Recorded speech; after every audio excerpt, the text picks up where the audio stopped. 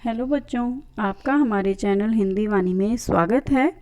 पिछले भाग में हमने पढ़ा था कक्षा 8वीं की पाठ्यपुस्तक वसंत भाग 3 का 10वां पाठ।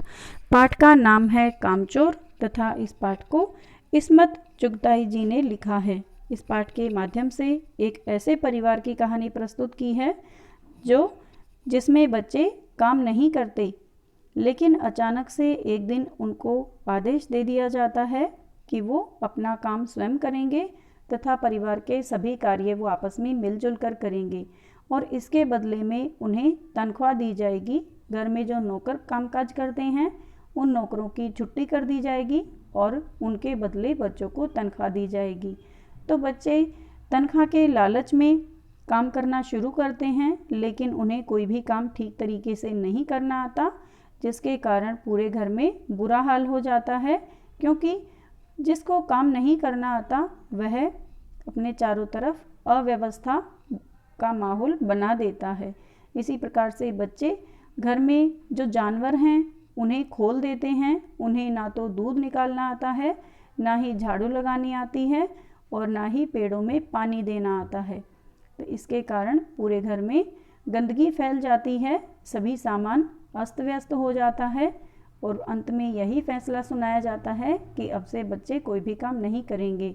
लेकिन बच्चों, इस कहानी का जो अंत है यह ठीक नहीं है।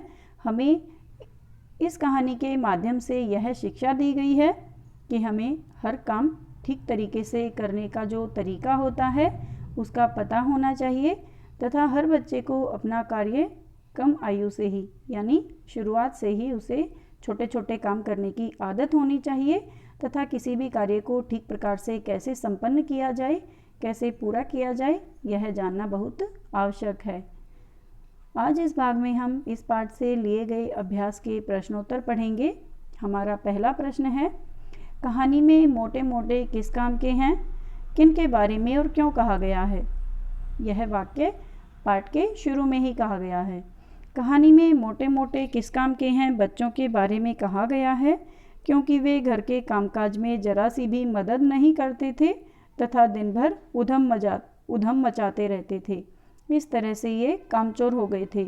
उन्हें काम करने की आदत नहीं थी और फिर वो काम से बचते रहते थे, इसलिए उन्हें काम करना आया ही नहीं। हमारा दूसरा प्रश्न है, घर में बच्चों के उधम मचाने के कारण घर की क्या दुर्दशा हुई। उत्तर है, बच्चों के उधम मचाने से घर अस्त व्यस्त हो गया। मटके सुराहियाँ इधर उधर लुढ़क गए, घर के सारे बर्तन अस्त व्यस्त हो गए, पशु पक्षी इधर उधर भागने लगे, घर में धूल मिट्टी और कीचड़ का ढेर लग गया। मटर की सब्जी बनने से पहले ही उन्हें भेड़ें खा गई। मुर्गे मुर्गियों के कारण कपड़े गंदे हो गए। इस वजह से पारिवारिक शांति भी भंग हो गई। अम्मा ने तो घर छोड़ने का फैसला भी ले लिया था। प्रश्न 3, या तो बच्चा राज कायम कर लो या मुझे ही रख लो। अम्मा ने कब कहा और इसका परिणाम क्या हुआ। उत्तर है, अम्मा ने बच्चों द्वारा किए गए घर के हालत को देखकर ऐसा कहा था।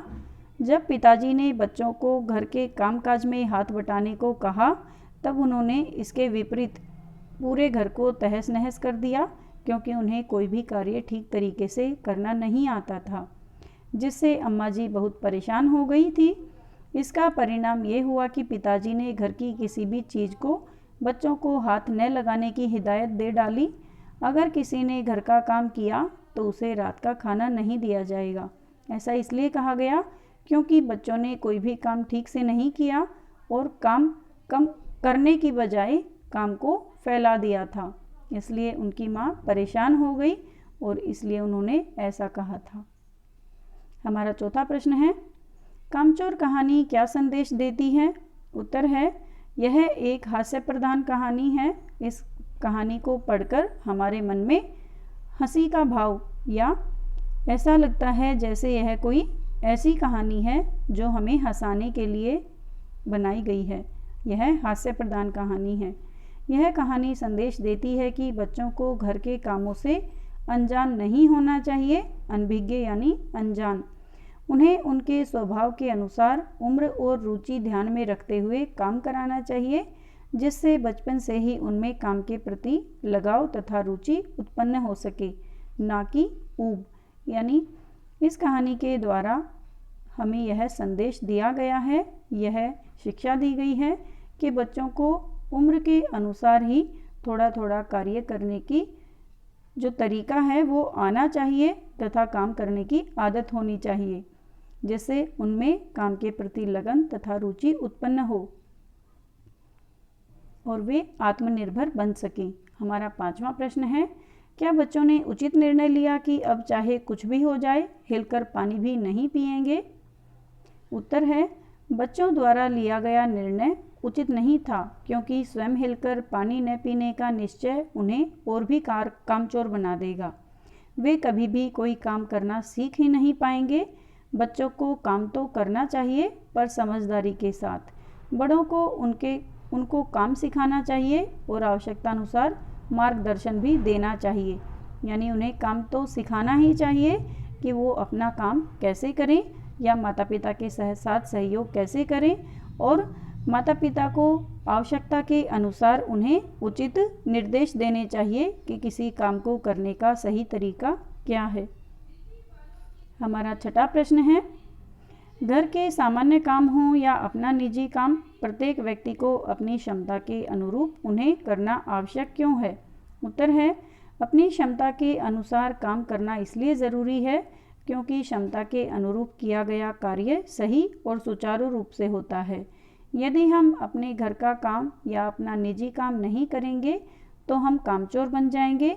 हमें अपने कामों के लिए आत्मनिर्भर रहना चाहिए, यानी हमें काम करना सीखना चाहिए। प्रश्न 7, भरा पूरा परिवार कैसे सुखद बन सकता है और कैसे दुखद? कामचोर कहानी के आधार पर निर्णय कीजिए। उत्तर है, भरा पूरा परिवार तब सुखद बन सकता है जब सब लोग मिलजुल कर कार्य करें। वह दुखद तब बन जाता है जब स्वार्थ भावना से कार्य करें। यानी हम जब केवल अपने बारे में सोचते हैं तब परिवार में दुख उत्पन्न हो जाता है, और जब हम सबके साथ मिलजुल कर कार्य करते हैं, सहयोग करते हैं, तब परिवार सुखी बन जाता है। कामों के क्षमतानुसार विभाजित करने से कहानी जैसी दुखद स्थिति से बचा जा सकता है। कार्यों को बांटने से किसी दूसरे को काम करने के लिए कहने की ज़रूरत होगी और तनाव भी उत्पन्न नहीं होगा। यानी हर व्यक्ति को अपनी योग्यता और क्षमता के अनुसार कार्य करना चाहिए और कभी भी काम से जी नहीं चुराना चाहिए। हमारा 8वां प्रश्न है, बड़े होते बच्चे किस प्रकार माता पिता के सहयोगी हो सकते हैं और किस प्रकार भार? कामचोर कहानी के आधार पर अपने विचार व्यक्त कीजिए।